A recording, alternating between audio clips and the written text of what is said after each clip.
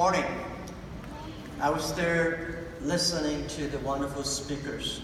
All the things they talk about reminds me in the past 18 years. 18 years ago, in my apartment, I told the 18 founders that one day we will build up a site. That site will be the top 10 sites of the world. And we will build up a company that can last 102 years. And people say, why 102 years? Because our company was born in 1999. Last year, we had 1 year. This century, we finished 100 years. And next century, we have 1 year. 102 means cross 3 centuries. When every goal you give to your team should be very accurate. If you say, this company is going to last 100 years, so nobody take it seriously, because every company say, we want to last 100 years. So the number you give the team should be very accurate. We took the video when I talked to the 18 founders. And today when I watch the video, a lot of people say, well, since we don't have anything to do, when you see 102 years, a big 10 size, let's just do it. Very few people believe that we will make it happen. Because we don't have a high resumes, right? I graduated from Hangzhou Teachers College. And most of my colleagues and 18 founders, they were my students, my friends. None of them are very successful. Among the 18 people, there are only 3 people who know something about computer. The rest of 15 people know nothing about computer, nothing about the internet. We had no money. 18 people get $50,000.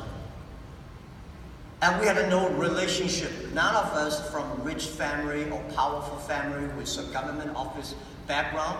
We don't have great talents. Oh, I told the team that, guys, if we can be successful, 80% of the young people in the world can be successful. Because at that time, China had the internet was so backward. Nobody believed e-commerce in China.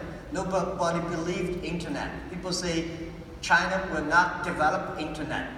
And China will not have e-commerce because you don't have a credit card system, you don't have logistics, you don't have this, you don't have that. But I think someday China will have. If we start to do it now, if we prepare for 10, 15 years, the day that e-commerce in China will boom. So that was the thinking at the beginning. And 30 years ago, I was considered, in my early 30 years, I was considered to be a loser. I remember that I applied university for 3 times, all failed.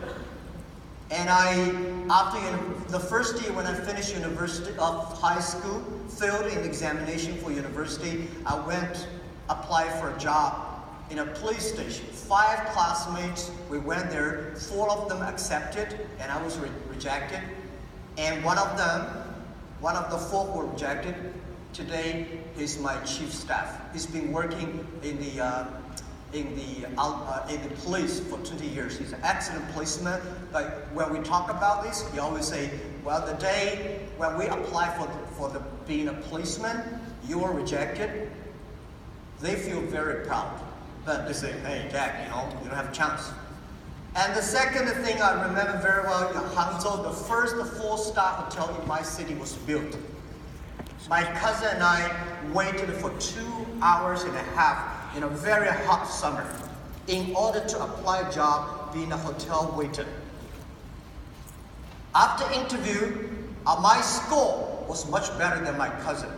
After interview, my cousin was accepted and I was rejected. Reason is he was taller and more handsome. 30 years later, today he is still working in that hotel in a lingerie room. And I changed my life. And the other thing is that's true. 24 of my friends, we went for applied job in a KFC. And 23 accepted. I was the only guy rejected. I don't know why, but they say, don't have it. So I thought, maybe the God said you should do things yourself. Because I get used to be rejected. Even to today, most of the times when we fail, when we did not achieve something, I say, well, get used to it. We are the people. Have to learn. We get used to being rejected. We get used to the days nobody come to help us, support us. We should not get used to be successful. When we succeed on something, we always feel very proud and honored and thankful. Even in 1999, Joe and I, our CFO and vice chairman, and we took him to Silicon Valley and asked for venture capital support. We were rejected by more than 30 venture capitalists. People even did not want to listen to it talk. They say, hey, you 18 guys, none of you guys have a high resumes. None of you guys, Joe he graduated from Yale. But the other 18 guys, we don't have any background. And the story we're telling you, the top 10 websites want to make a company last 102 years and will be doing e-commerce in China. People say, this guy is crazy. But we started with the $50,000 US. And then, I think 2 years later, Harvard came. They want to write a case study. They spent 1 week, write a case study and talk to me, say, Jack, this is your company. I read the case study and say, no, this is not my company. This is not what we want to do. He said, this is your company. You just did not realize that. So I say, okay, then that is my company. And the next 6 years, they put the case study in many universities in Beijing to study that. They always put Alibaba and our competitors together. Every time I was invited, sitting at the back of the classroom, listen to the people talking about my company. For 6 years, every time they say Alibaba will die, that competitor will win. And 6 years later, all the competitors died, we still survived.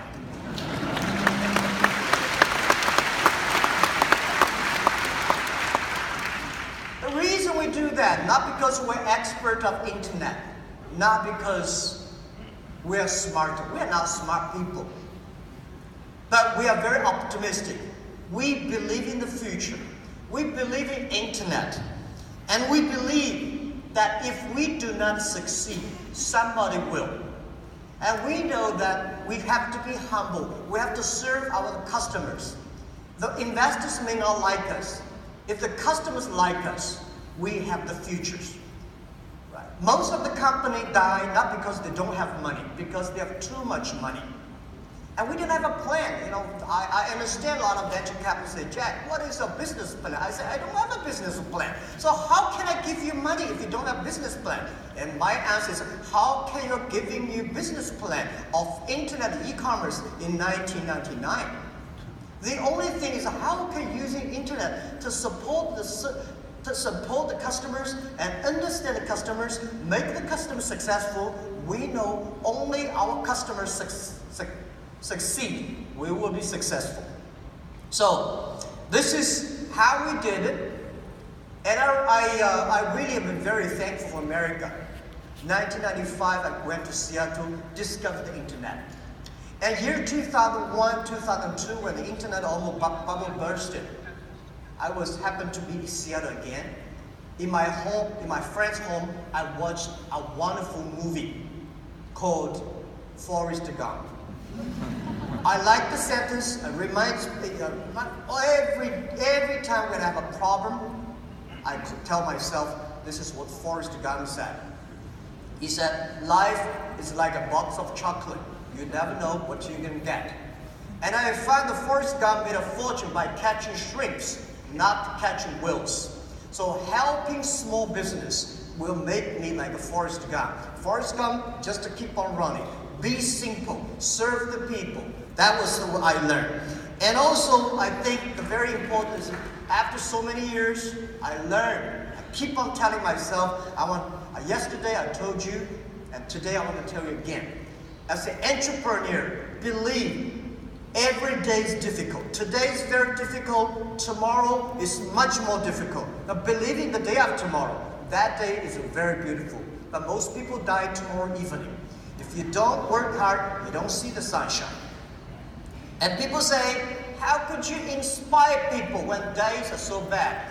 We hire people who are very self-motivated. Don't hire people who are very sort of complaining. As a leader, you should never complain. If you complain, nobody will follow you. Nobody loves to follow a leader who complains a lot. And we have to be optimistic. I'm lucky enough to meet so many great business leaders in the world. I find all of them, they are very optimistic. I find all of them never complain, and I find all of them want making sure that their team are better. 18 years later, now from 18 founders, now we got more than 50,000 people. And from my apartment, we got a lot of campers today, and we have achieved over 550 billion US dollars GMV sales last year. And we also have more than 500 million users using our services in China alone. And every day, more than 200 million people shopping through a mobile phone on our site. And one thing, you believe or not, I just don't understand. There are about more than 60 million people browser our through mobile phone every night without buying anything.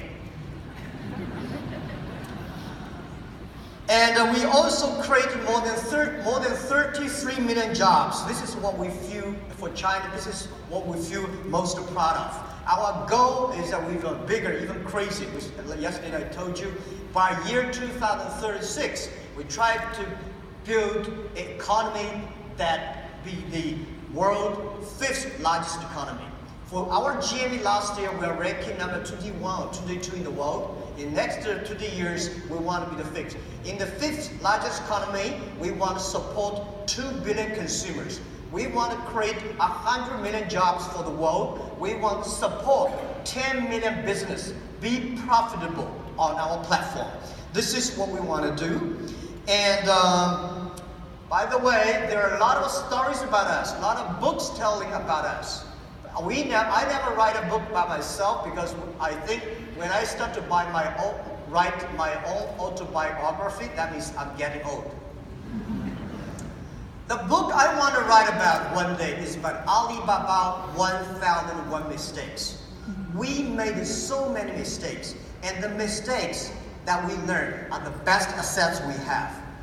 We made all kinds of mistakes on the financing, on the HR, on the marketing, and on the competition. We have a lot. I tell you one story was very interesting. It's every startup at the beginning when you want to be global, you have the same thing. When we started Alibaba B2B, we are helping small business to selling things across the board. So we think, which country has the best technology on the internet? We say USA. And we are helping international trade. International trade, you need English. Which country has a very good English? USA. And which country has most of the import-export business? USA. So we say, that means we should put Alibaba headquarters, or at least a big office in America. So we decided to build up a huge office in San Francisco. When we arrived in San Francisco, we found something wrong, because it is so difficult to hire people who know trade in the Silicon Valley, San Francisco. So we started hire people from Miami, from New York, all arriving at San Francisco. After 1 month or 2 months, we realized something wrong when we have like 30 people in our Silicon Valley office. Because those people, they know trade, but they don't know anything about the internet. Those people who know about the internet, they do not know anything about the trade. And the other thing frustrated us is that it was a beautiful story at that time, because they say China in the daytime, USA in the evening.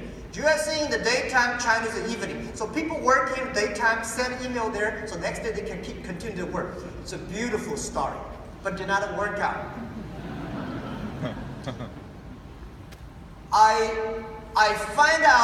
Later we find out that those people who know trade do not necessarily have to know English. or at least their English terrible. That's fine. People know